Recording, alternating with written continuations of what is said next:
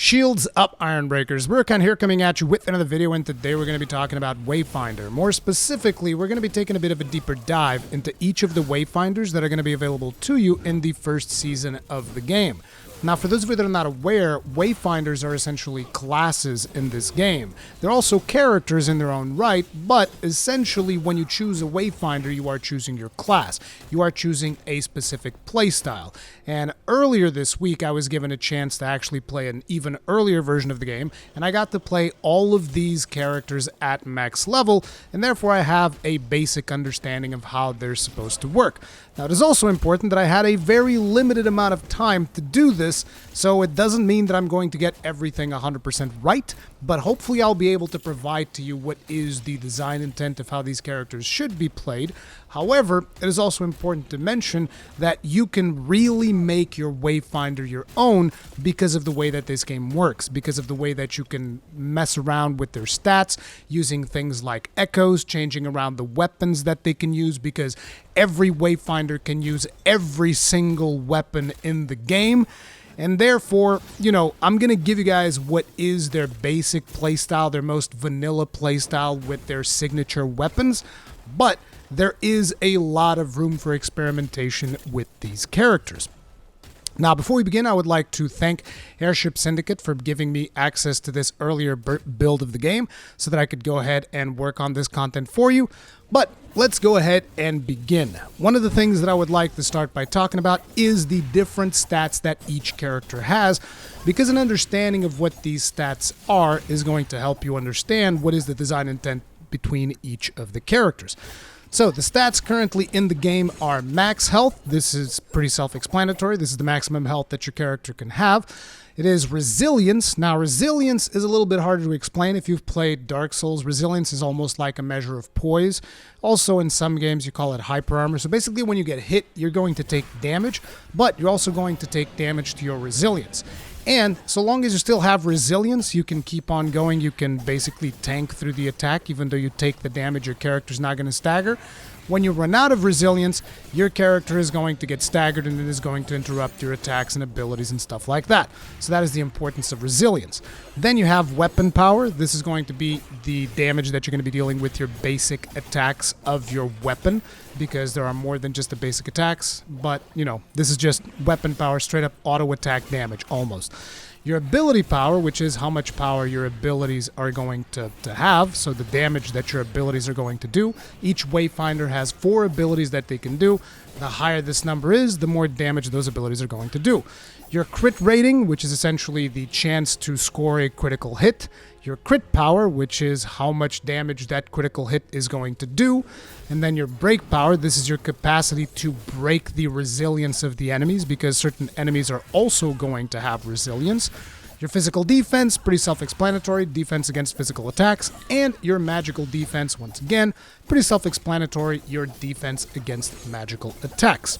So, at the beginning of the game, you're going to be able to choose between 3 Wayfinders. They're going to let you play with these 3 Wayfinders to really get a feel for how they play, and then you're going to be asked to make a choice. This is because once you choose that Wayfinder, that becomes your main class, and you will be expected to play that class until you unlock your next Wayfinder, because the purpose of the game is to basically unlock more and more Wayfinders so that you can experience different playstyles. So the first Wayfinders that you're going to be able to select are going to be Silo, Wingrave, and Niss. And these are your basic 3 starters, so we're going to be tackling these first, and then we're going to be talking about the ones that you will be able to craft later.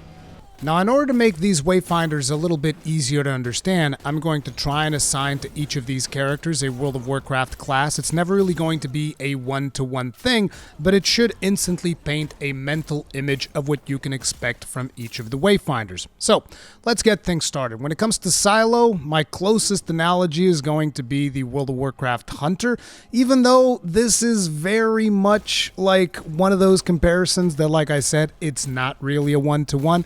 It's just supposed to give you a little bit of perspective. Now, this character's passive is going to be Strategic Advantage.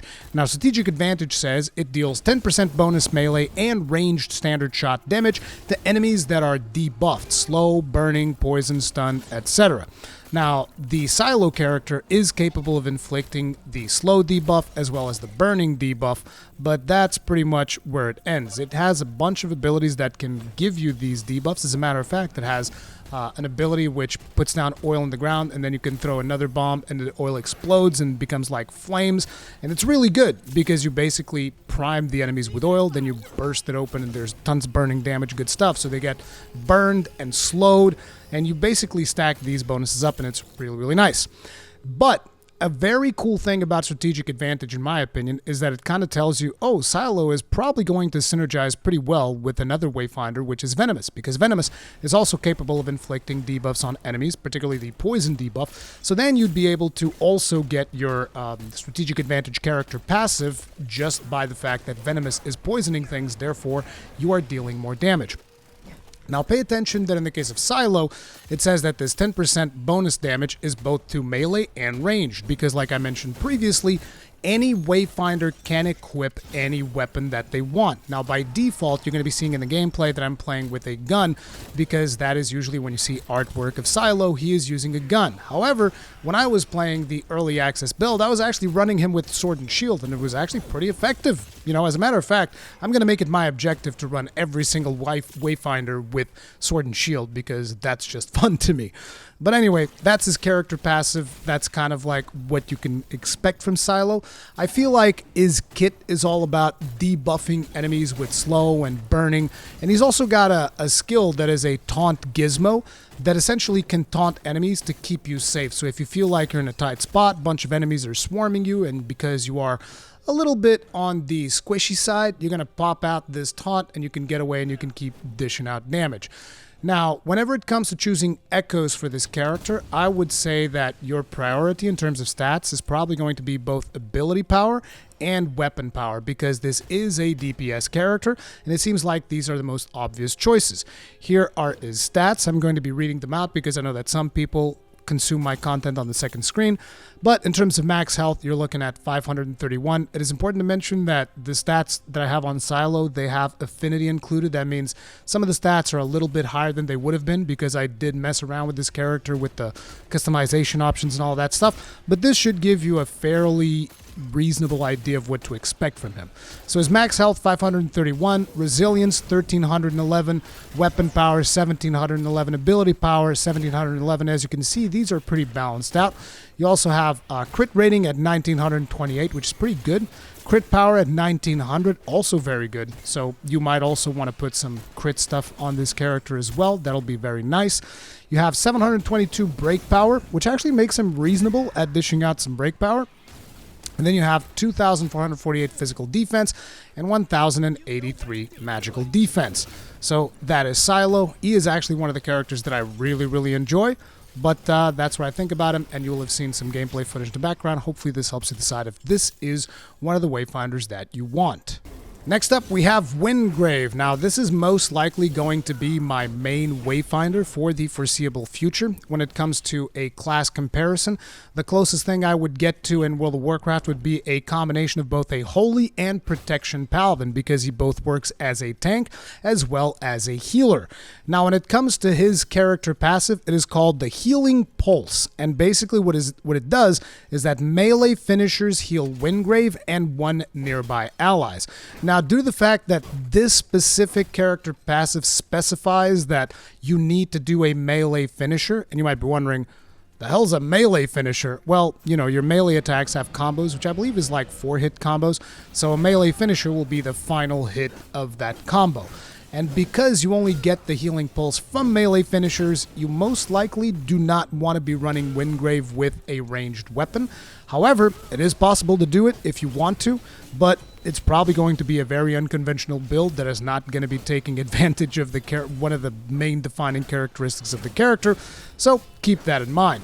When it comes to his abilities, Wingrave also has a taunt that applies lifesteal. So basically you taunt enemies and all those enemies now give lifesteal to anybody that attacks them. So you're healing people by doing melee finishers, then you're also healing people whenever you pop your taunt because it puts a lifesteal on the enemies. You're also taking the role of a tank because you are taunting enemies towards you. There is, however, a cooldown on the taunt ability, wherein I don't believe the intended design is for you to go ahead and just keep everything taunted at all times. There are going to be times where enemies are going to be targeting your allies. There's not going to be anything that you can do about that other than heal your allies to ensure that they survive. He also has an AoE attack that works as a burst heal. So if you hit a bunch of enemies, a bunch of people in your party are going to be getting healed by the attack that you just did. And in my opinion, when it comes to stats, I believe that he is mostly going to be benefiting from ability power, because that is going to boost the amount of healing that you're going to be putting out, as well as defensive stats to ensure that you survive tanking whenever you are taunting enemies to, help your teammates survive. However, this does not mean that you can't build Wingrave as a damage dealer. You definitely can. You can choose to use different weapons. You can choose like a ton of different things that you can do on this character, and he is actually very versatile. Although, like I said, I would recommend at least build him with a melee weapon because of his healing pulse thing. Now, when it comes to Wingrave's stats at level 30, like I said, keep in mind that Affinity is tweaking the stats a little bit, but he's got max health 1465. I believe he has the highest max health of any character. He's got 1600 resilience, 1700 weapon power, 2000 ability power. Like I said, some of that is coming from power rating. He's got 1400 crit rating, which is okay, but his crit power is very low at 300, so you're probably not going to be pumping a whole lot into crit when it comes to this character. He's got 602 break power. He's actually pretty decent at breaking shields. He's got physical defense of 4000. He's a tank. And he's got magical defense of 1800. Wingrave, I think, is going to be a ton of fun for me, and he is going to be my main for quite some time. So next, let's talk about Niss. Now, if I had to come up with a class comparison for her, I think that the closest thing is going to be the Havoc Demon Hunter in World of Warcraft, and that is because of her mobility. She has a ton of mobility, which makes sense because her character passive is Lingering Shadow, which says after dodging, you gain ability power for 5 seconds, stacks up to 3 times.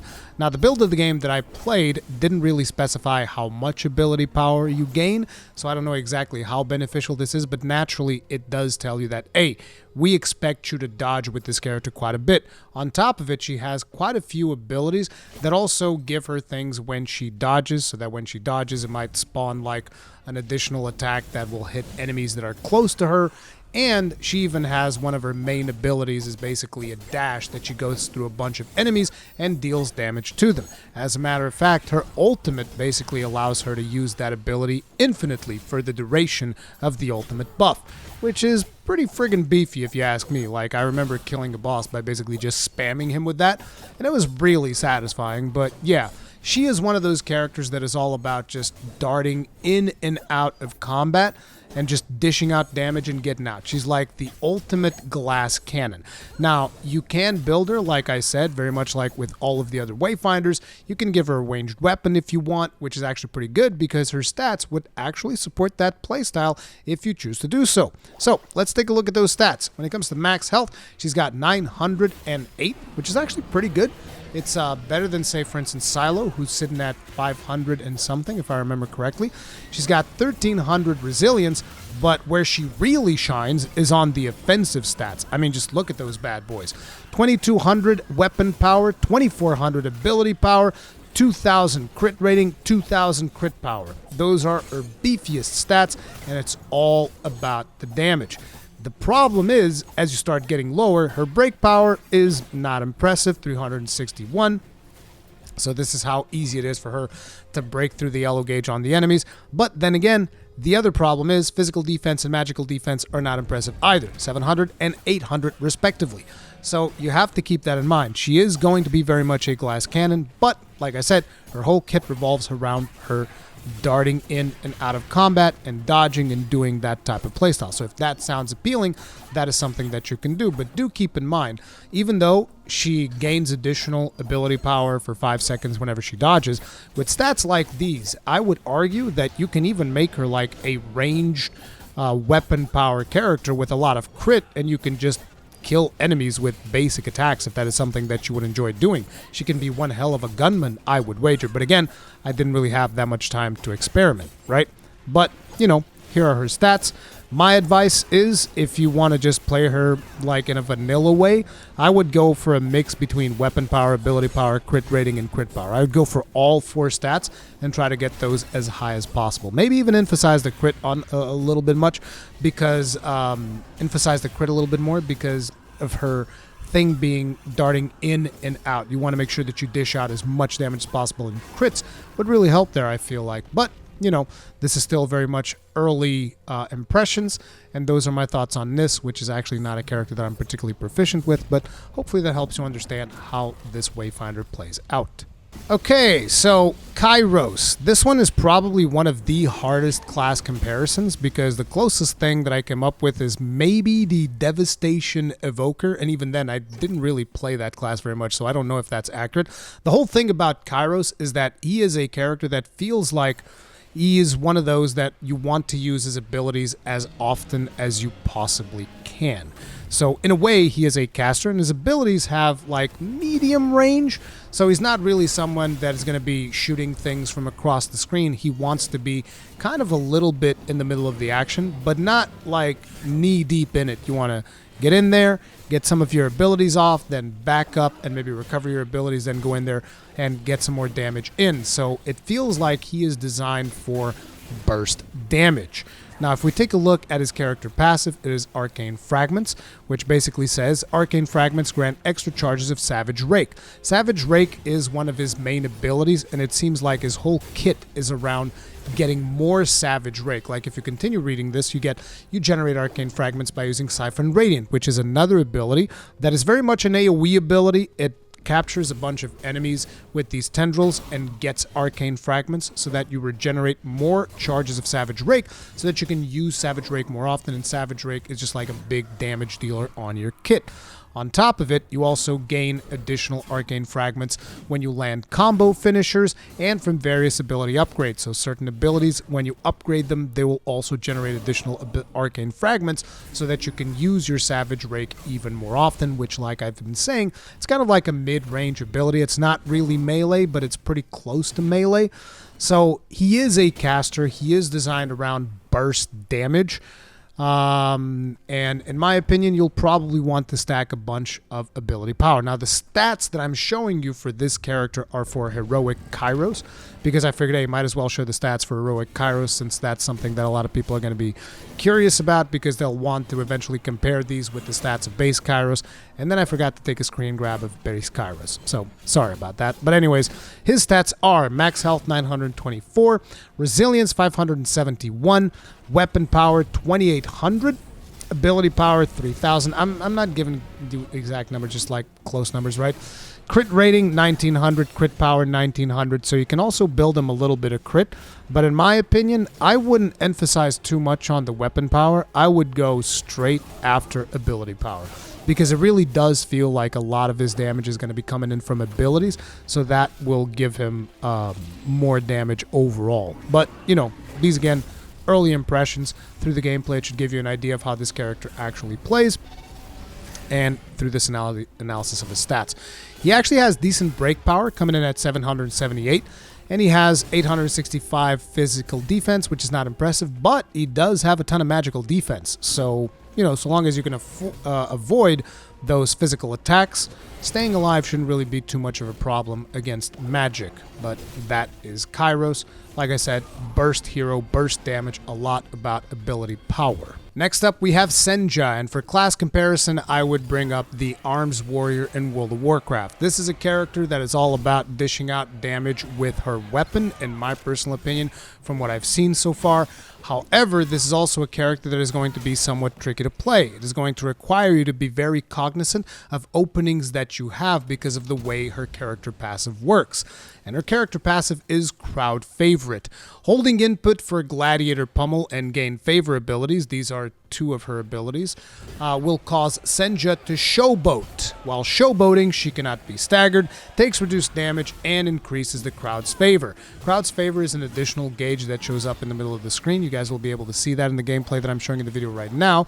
As the crowd's favor increases, Senja gains weapon power and ability power. Now, in my opinion, Senja is going to be a character that you'll definitely want to build around weapon power, as well as probably some defense, because sometimes she is going to be taking damage while you are showboating in order to gain the crowd favorite gauge levels that are going to increase your weapon even further. You might be wondering, well, crit would be really good there as well, right? Well, that is actually a bit of a problem when it comes to Senja, because if we take a look at her stats, you'll see that her max health is 804. Not particularly impressive, but she does have a ton of defense down below to compensate for that. But her resilience is also very high, which means she can tank a lot of hits without necessarily being staggered. Her weapon power is, so resilience is at 1800. Her weapon power is at 1800 as well. Her ability power is at 704, so her abilities are not going to be hitting that hard. And her crit rating is also quite low, coming in at 421. Now, the reasoning why, I'm assuming, is because she gets a lot of break power. She's going to be one of the best characters at busting open the yellow gauge of enemies. That's kind of like her niche, it seems like. So she's going to be very useful at getting the rest of your party to deal a ton of damage, if she plays her cards right, because the whole point is going to be you break the yellow gauge, everybody else in your party deals a ton of damage. You're also dealing damage, sure, but breaking the yellow gauge would be one of her main things, in my opinion. Coming in with that break power of 1300. Now, like I said, crit rating quite low, 421. Crit power is okay-ish at 1200. And then her physical defense, 4000, very high, obviously. And her magical defense is no slouch either, coming in at 2600. So she's pretty decent at taking a hit, and on top of it, you also have the additional damage reduction from showboating, because whenever she's doing the delayed inputs with the showboat and all of that stuff, she also takes less damage. So she can kind of be somewhat tanky. Also, it's important to mention that her, what's it called? Her gain favor ability is also a taunt, so she can taunt stuff off of the rest of your party. But do keep in mind, her max health is not particularly impressive, so you might want to run with a healer in your party if you are doing maybe some high-level content with Senja, or if you're planning on doing that. You know, again, early impressions and all that, just judging from the stats and what I've played of the character so far. But yeah, that's pretty much the way to go for Senja. Like I said, I would shoot for a lot of weapon power, because she's going to be benefiting a lot from that whenever she fills up that gauge. Ability power, I wouldn't slouch on it, but I wouldn't necessarily go too out of my way to get ability power, because her abilities don't even deal that much damage to begin with. They're mostly there, I feel like, to power your weapon damage, because you even get benefits from when you use these abilities if you put enough points into them. When you use the abilities, you gain attack damage bonuses for your weapon power, so it just feels like stacking weapon power for this one is probably going to be the way to go. But again, early impressions, all of that. You guys have seen some gameplay. Hopefully this will help you decide if Senja is the one for you. And finally, Venomess. Now, Venomess is actually a character that I really like. When it comes to character comparisons, I think that the closest thing that I can think of is the WoW Resto Druid. But again, this is very much one of those things that's just like, it's kind of like that in some ways, but in a lot of ways, it's actually quite unique. Now, do keep in mind that when I talk about World of Warcraft classes, just to give you a general vibe of what you can expect from this class, it's not necessarily a one-to-one thing, which is why I'm bringing all of this other context to the table. Now, when it comes to her character passive, it is Master of Venoms. Weapon hits apply venom, dealing damage over time and stacking up to 5 times. Weapon hits against enemies with 5 stacks of venom create a poison cloud that deals damage and applies more stacks of venom. So this is basically like, I poison everybody. Everybody gets poisoned by me. So there's a lot of damage over time.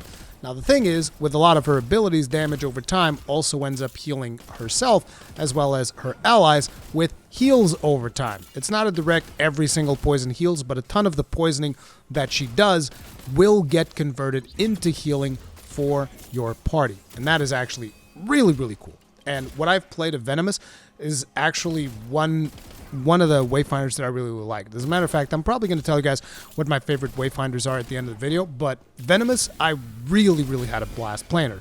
Now, in this video, you're going to be seeing me play her with a rifle, but when I actually played her for fun, I was playing her with sword and shield, and surprisingly enough, it was actually working. I was surprised. I was like, oh, I expected to have to shoot things with a gun with this class, but no. You really can just play it sword and shield. I don't know if it's viable in actual endgame, like super challenging content, but for the stuff that I was doing, it was working just fine, and it was a ton of fun. Now, looking at her stats, you got one of the lowest healths in the business at 482, but you do have a decent chunk of resistance at 1400. Her weapon power clocks in at 1800, and her ability power is going to be 2400, so you're really benefiting from a lot of ability power. Now, here we come upon a situation that I found a little bit weird because her crit rating is 1200, but her crit power is 2200, which is the highest crit power in the game. I don't know how crit power is going to be affecting her dots. What is the damage formula calculation for that? So I don't know exactly how that plays out. But with that high crit power, I would actually recommend getting ability power and potentially a little bit of crit rating to make up for the fact that it is not that high. It's only at 1200. But then when you do have your crits, they're going to be dealing a lot of damage with that crit power at 2200. So I'd go ability power and maybe some crit and see how that works out for her. That's probably going to be the way that I'm going to be building her with my echoes and my charms and all of that stuff. Then we also have her at 301 break power, so you're not going to be the best one at breaking yellow gauges, which that's fine. It is whatever, because at the end of the day, you are a support character. But then she also boasts a pretty decent defense, like 2200 physical defense and 2300 magical defense. That's actually pretty good. But overall, this is a very fun character to play. I had a blast when I played her. She has a mobility ability that also drops poison, and then at some points you'll be able to stand on poison clouds, and it'll heal you, and it also heals your allies. She's basically like a warlock and a druid put into one. Like if a warlock was able to convert all of his dots into heals for his team, that'd be her. And that is a very interesting playstyle. It is definitely one of the Wayfinders that I want to build and play because it just seems like it'll be really fun. Now, looking at all of these Wayfinders, hopefully this video helped you figure out which is the one that kind of suits your playstyle a little bit better. And if you guys are curious about which ones I like the most, my list would be number 1, Wingrave. Wingrave is definitely a beast to play with. I had an absolute blast playing him.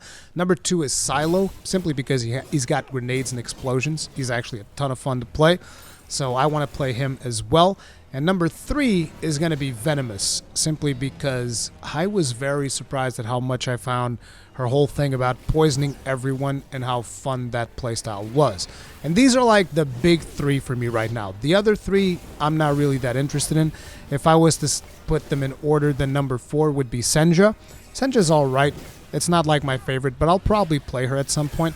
Then Kyros. Kyros is the caster. I usually don't play casters all that much, so it doesn't surprise me that Kyros is the least interesting one for me at this point. Maybe I'll change my mind, because the thing is about these Wayfinders, whenever you swap their weapons, they almost become a different playstyle, and I only ever played Kyros with a scythe, so I need to play Kyros with other weapons and see what kinds of things I can do with him. But like I said, my time was limited on this early access thing, so it is what it is.